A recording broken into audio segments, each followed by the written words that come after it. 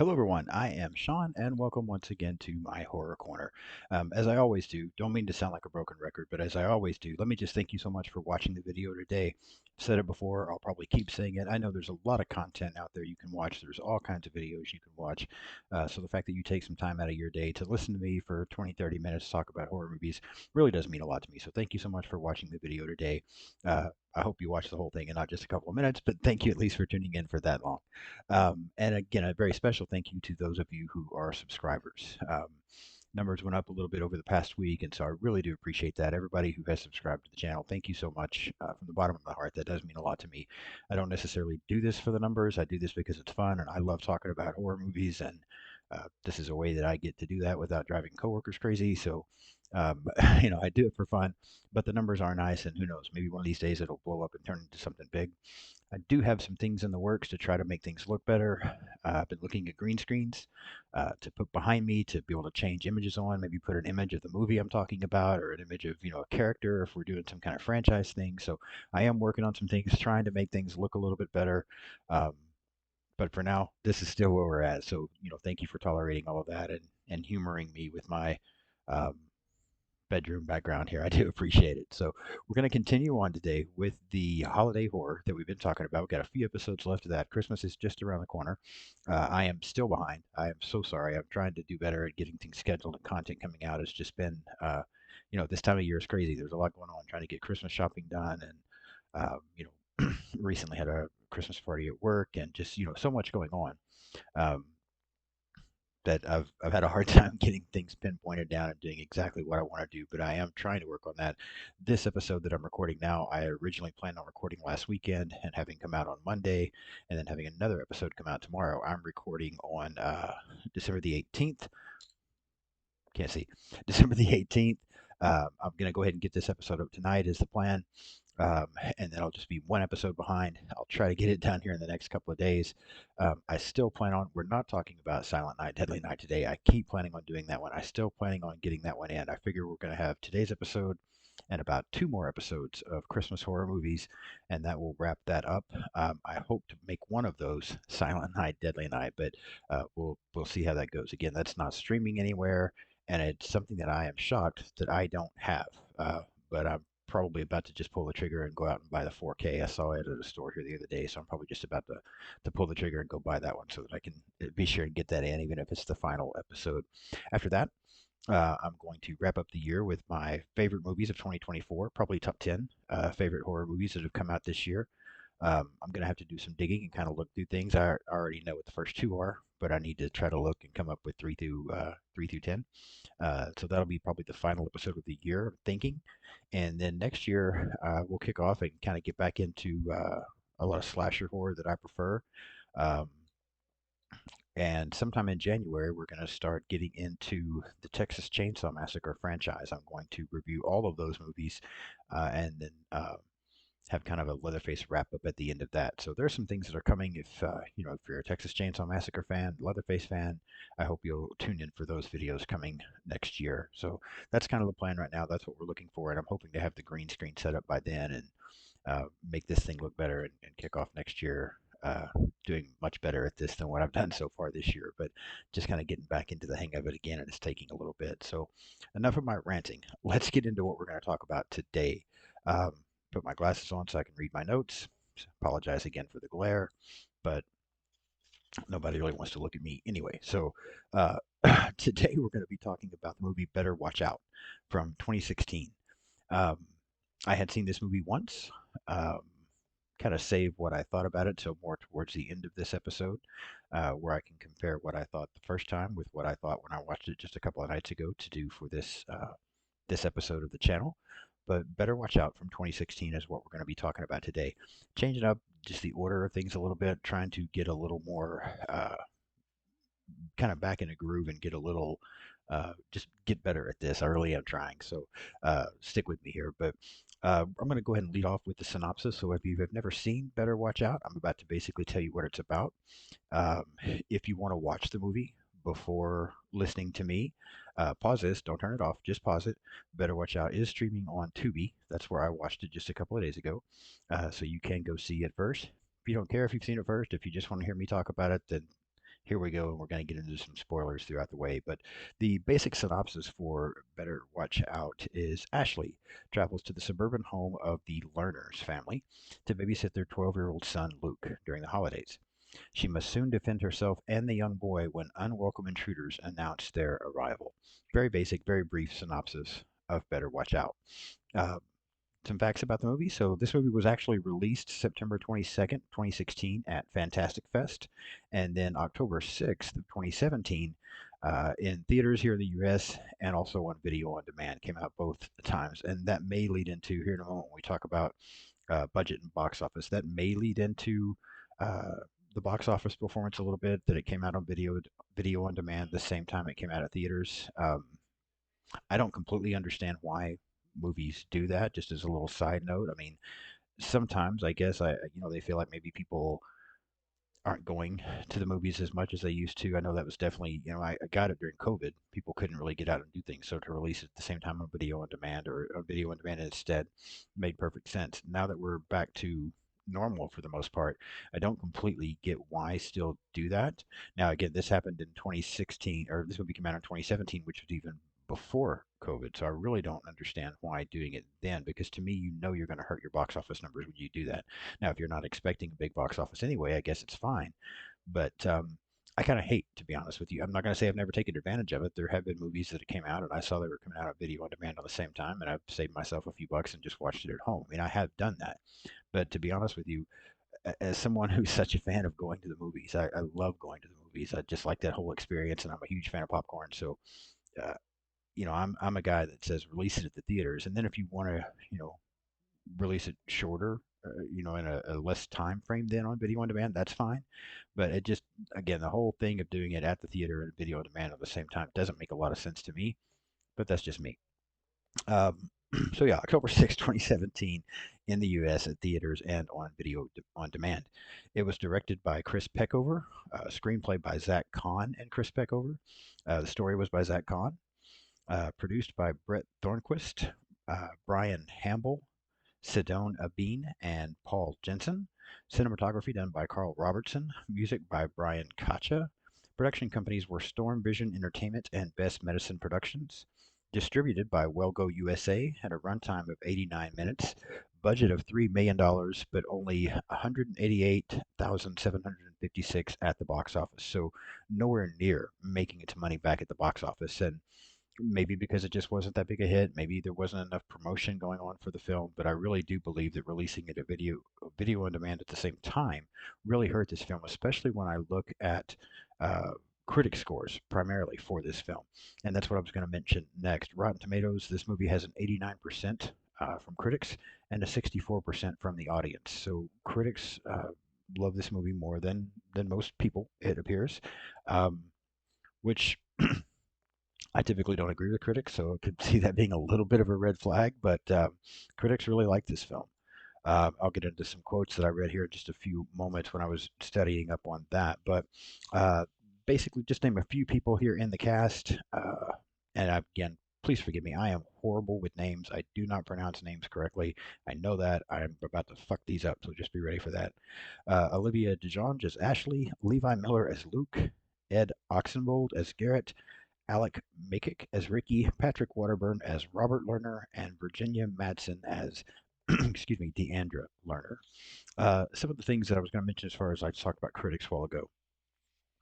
Overall, critics do seem to enjoy this film, and it primarily seems to be because of the cast. The cast seemed to be a big hit with the critics for this movie. There were quotes like, "Carried by this movie was carried by a young, charismatic cast. Better watch out is adorably sinister." Another critic said that these were absolutely faultless performances.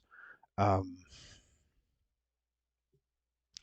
I don't think anybody did a bad job. I think that one of the problems, kind of getting ahead of myself here just a little bit, but one of the problems I had with this movie, and I mentioned it a while back on another movie that I reviewed, I do not think the acting was bad. I think everybody did a good job. Um, and everybody probably did a really good job. I just didn't find these characters that likable, and that hurts a horror movie to me. Now, I'll get into that more here in just a few minutes, but I will say that here, as are some of the critics really praising the performances by the young actors, I do think everybody did a great job. The kid that played Luke, um, Levi Miller, did a fantastic job. Very annoying kid. It also turns out to be incredibly messed up, but he did a great job in the performance of him. Um, I don't think anybody did a bad job as far as the acting in this movie. I just didn't really like any of the characters, um, except for maybe the parents, and that's just because I thought they were funny early on, and I'll come back and get into that in a few moments as well. The film was previously titled Safe Neighborhood. I guess that was the original title for the film, and it was shot in Sydney, Australia in January and February of 2016. Mentioned that the critics were fond of the film. It was actually nominated at the 2018 Saturn Awards for the Best Horror Film. Again, to me, when you hear stuff like that, how much the critics praise the film, and then you see that it was nominated for Best Horror Film, but then you look at those box office numbers, it just doesn't add up. Something's off. And so I really feel like maybe that's where I was talking about releasing it video on demand at the same time that it came out of theaters hurt the box office for this film. It might would have done much better, when you look at everything that the praise the movie got and the recognition the movie got. Um, so what I'm going to do is when I was making notes for this movie, I struggle a little bit because I don't want to just completely walk through the plot and bore people. Um, I want to do more of giving my opinion of different things throughout the movie, but at the same time, I kind of have to walk through the plot to do that. So I'm going to break this kind of up a little bit. I was making notes on this film after I watched it, and then I sat back and thought about it for a little bit. Um, I kind of broke it up into, not like an act one, act two, that kind of thing, but more into like, I believe I have like seven different parts of the movie here that I'm going to break down, seven different areas of this film that I'm going to break down and kind of talk about a little bit on my thoughts as I was going through this movie about these things and what's happening, and then kind of bring it all together at the end is what I'm going to try to do. Now, I always come up with a plan. I always come up with a way I think I want to do this, and not a script, but a strategy in mind, and then I find myself rambling and get off and don't stick with that. But I'm going to try to do that this time. So like I said, I broke this kind of up into eight parts a little bit and just took a couple of brief notes on each one of those just to kind of give you a general idea of what's happening in the film and what my thoughts were on it as it's happening. So I do, for part one, I do enjoy the opening of the film primarily because of the interaction with the parents. And that's what I was saying a while ago when I don't really have, I'm not a huge fan of any of these characters, with the exception of maybe the parents. And again, I just think it was because that was very funny to me. The interaction between the parents, where the mom was giving the dad a hard time. I won't repeat exactly what she says to him, but it's hilarious to me. That opening cracks me up, where they're kind of going at it a little bit, and it sets the tone for what kind of film this is going to be. Like I said, I have had seen the movie once before. I didn't remember it being a horror comedy. I did remember it having some kind of funny parts, but I didn't remember it really being a horror comedy. But when you look this up and you read about the movie, that sort of seems to be classified as a horror comedy. I don't think maybe it's just maybe my sense of humor is just different. Sometimes I feel like I have a dry sense of humor, a very sarcastic sense of humor. Um, there is some of that here, but other than this opening and the dialogue between the parents, I didn't really think the movie was that funny. Again, could just be me. I'm not typically a fan of horror comedies, to be honest with you, overall, anyway. There are some good ones out there. I'm not saying there's not any good ones. There are some that are fine. Um, I just don't find myself enjoying those as much as a lot of people do. Um, and if I do enjoy them, it more is like a one and done. For example, when I think horror comedy, I think the Scary Movie franchise. Um, I remember when that franchise started, to kind of get off on a side note here for just a moment, but when that franchise started, first one was funny. It was fine the first time I saw it. And then when I watched it the second time, I was like, there's a couple of funny parts, but overall, no, not that great. And then by seeing it again later, I was like, I don't care if I ever see this again. Scary Movie 2 is actually my favorite of that entire franchise. And I think it's mainly because of the strong hand guy. His scenes absolutely crack me up in this film, and they still crack me up. I still enjoy the first half of Scary Movie 2 a lot. It's hilarious, in my opinion. But then after that, it kind of fades off for me a little bit. And after 2, I didn't really care for the franchise at all. So that's kind of what happens to me a lot with horror comedies.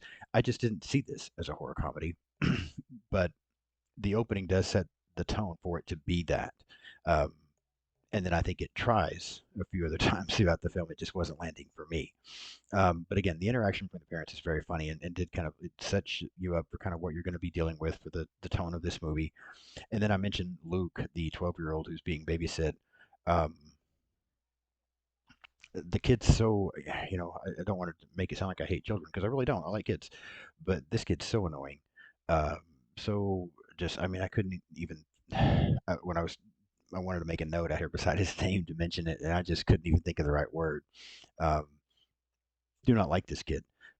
Not saying the actor. The actor does an amazing job with the performance, and I don't think you're supposed to like the kid, so that's fine. But he pulls that off because I'm not a fan of this kid at all. Just a very annoying, weird kid. Um, he has this crush on his babysitter here in this first part that I'm talking about, and it's a serious crush. I mean, I was 12 once, and I feel like that's probably about the time now. It would have been earlier than that for me. We won't get into that. Um, I get 12-year-old boys having crush on older girls. I don't know that it ever mentions her age. I'm thinking like 17, 18, something like that. Um, but this is extreme, and I was a little surprised uh, by kind of where it went and what he was trying to do with his babysitter. He wanted them to watch horror movies, and we find out later that that was his plan to seduce her. Um, I don't know what kind of 12-year-old is smart enough to come up with that kind of plan. It obviously doesn't work. But even her interaction to some of the things he tries, leaning over on her, putting his hand on her leg, and she moves it, but it's just, it's kind of awkward to me. I mean, we're setting the stage, we're introducing these characters to you, we're giving an idea of what's coming, and um, really pushing that he really likes his babysitter. But I don't know. It's a little awkward, in my opinion, as well. Kind of the way it plays out, somewhat. His friend Garrett shows up. There's a little bit of a scare where they think there's someone outside and there's some stuff going on, and she seems to be very distracted um, by feeling like they have an intruder. Turns out it's his friend Garrett. This kid also does a great job with his performance. And even though he's a little awkward as well, and also does some things throughout the film that aren't good, he's a much more likable kid, in my opinion, than Luke.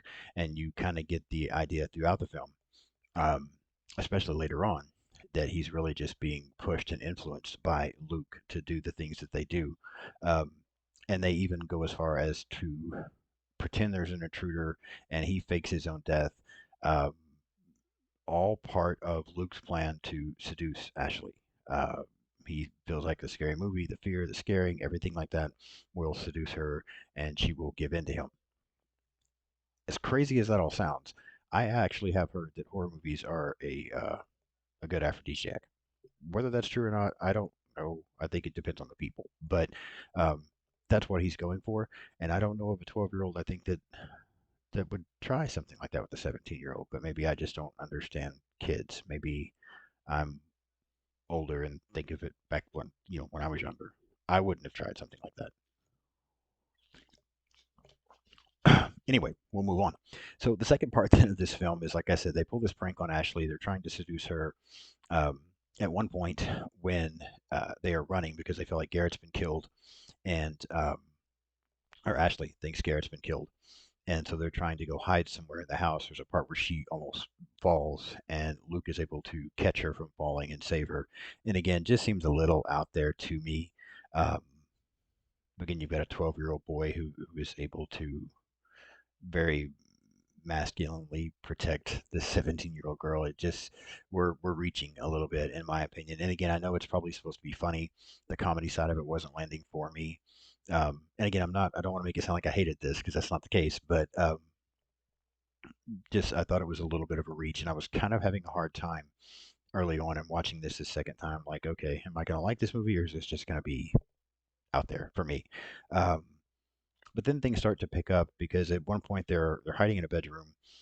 They see a masked figure. I think they're like in a closet. They see this masked figure out in the room, and Ashley recognizes that the mask that this figure is wearing is one of Luke's, and demands that she finally just demands that he takes it off, and it turns out to be Garrett. He had faked his death, and now he's put this mask on, and again, it's all part of this prank to seduce Ashley. She gets very upset. She starts going off on Luke, and he ends up hitting her and knocking her out. And so we've now set this stage that we know there is something very wrong with Luke because she rejected him. He has now gotten physical and aggressive, which would move into the third phase. They've got Ashley tied up. Her boyfriend Ricky arrives to see her, and kind of the same thing. They managed to. Another part here that threw me off a little bit that I do just want to touch on, not to try to nitpick things, but they wanted us to believe, that Luke is smart enough to pull all this off. He's smart enough to put this elaborate plan together of fake intruders, fake Garrett's death, all to seduce this girl. Yet he stupidly buys letting the boyfriend into the house. I just don't understand some of that. It didn't fit the picture they were trying to paint of Luke and what they were trying to portray him to be, and then for him to make some of these kind of mistakes. Now you could say, well, he's a 12-year-old boy. That that could be it. It could be that simple. But being smart enough to do this other stuff, I would have thought he wouldn't have, fallen for other things. I guess is what my point is there. Um, they also end up capturing him as well. And then we move into what I was going to call kind of my fourth part for this, where they have Ricky tied up also, and then we actually get a pretty fun kill, in my opinion. Is Ricky's tied up in this chair, and Luke is above him on the staircase with a paint can tied, and throws the paint can off, and as it swings, it hits Ricky in the head a few times and ends up busting his head, smashing it open, and blood and paint go everywhere. It's actually a pretty fun kill. I did enjoy that part of the movie, and it kind of brought me back into it a little bit because even though I wasn't buying a lot of the humor in the film, and was kind of annoyed by the characters. And again, not when I say characters, Garrett was fine. Ashley was okay. It's just I feel like in a horror movie, and I feel like I've said this before, it helps. It's not always necessary, but it does help if you like the characters, if you like some of the the victims that the killer is after. I look at films like, and I know I'm about to mention some very popular Final Girls, but Halloween.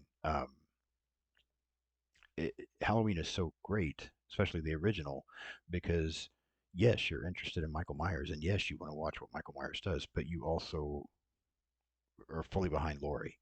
Um, Nancy, Nightmare on Elm Street, another one.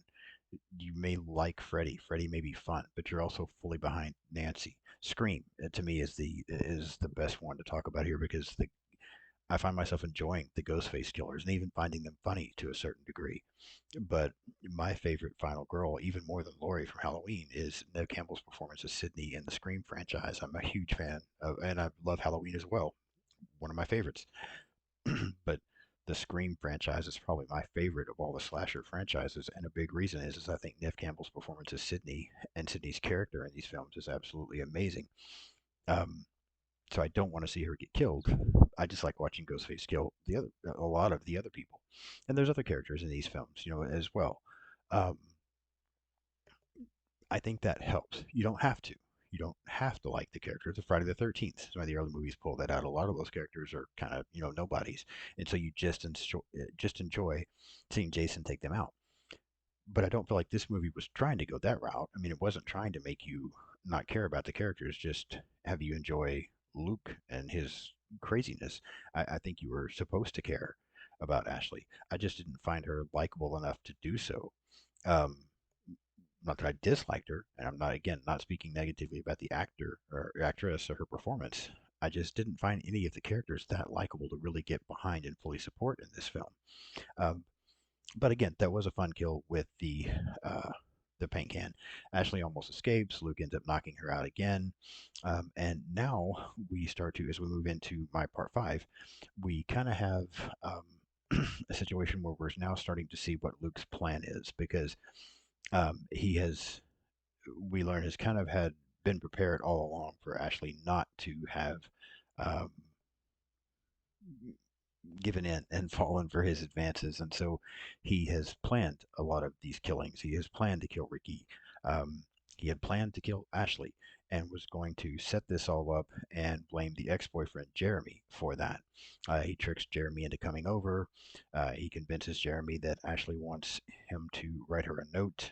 Um, Jeremy shows up. He starts writing this note, and then while doing so, Luke ends up sneaking it behind him and killing him, and then manages to make this note look like a suicide note, basically framing Jeremy for everything that happened. So while he was hoping that Ashley would give in to his advances, he was prepared that she wouldn't, and he was going to blame everything on Jeremy.